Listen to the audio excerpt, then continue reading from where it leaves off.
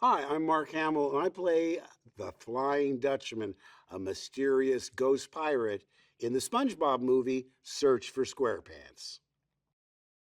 Well, I've said, and I told Tom Kenny, the voice of SpongeBob, I've been a fan of this show for all 22 seasons. When the kids were small, we watched it together, and when I was doing my research, I'd forgotten I'd done an episode in season 5. It's called Nightlight. I played the moth, and I was so good. 18 years later, they asked me back. No, I don't do the math right. 5 plus 22, that still works. Well, the Flying Dutchman is part of the history of the show, and one thing I like about him is that he's deadly serious. He takes himself very seriously. He is an evil guy, and he's the perfect foil for such lovable, sincere, wonderful characters because he's the opposite of everything they are: dishonorable, unlikable, and kind of creepy. But he works well in the SpongeBob universe because he's a little bit scary, but he's a little bit silly too. I think he takes himself a little bit too seriously. And what a great cast this is! I mean, they're all so good. Not just Tom.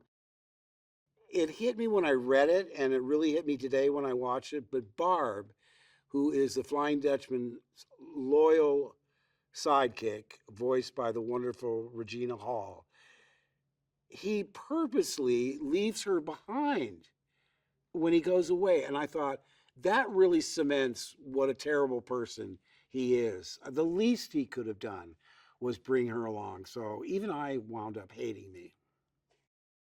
The challenges of playing the Flying Dutchman were unique because I've never been asked to play something that big and in a live action film. I mean, even if you were in a pirate movie, this would be a caricature, and that's what I loved about it. There were no boundaries.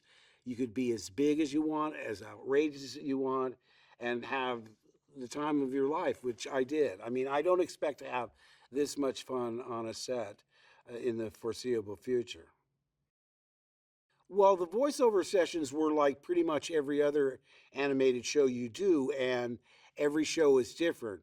Not only was Derek, the director, very forthcoming, and I knew what he wanted, but Tom Kenny was there, which was just a dream come true because he, as an actor, will suggest nuances that I missed, or they would have a better grasp. Both Derek and Tom had a better grasp of what exactly was appearing on screen because I have storyboards, but they're seeing partially animated sequences, so they're both of them were just godsend to me because they're helping me find my way.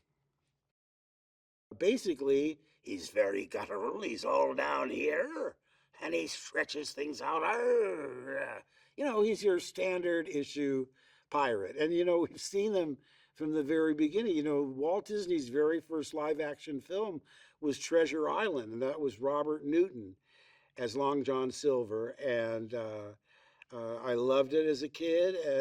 Pirates are just a part of pop culture. Whether it's a Popeye cartoon, a live action film, the Pirates of Penzance on Broadway, and it's so much fun to play a character like this. And I've never been given that opportunity before, and this was just so much fun from start to finish. There's something about Bikini Bottom that's like Oz or like Narnia, where you're so swept up into the story that I want to be there. Is that what Tina Fey says? But you want to be there seriously, and the characters are so lovable and sincere. I mean, is there anyone more sincere and sweet natured than SpongeBob? And all of them, and the nuances of the various characters are incredible, and their interplay is unique because each character is unique from the other. And like I say, they can do everything from broad pratfall kind of comedy to puns,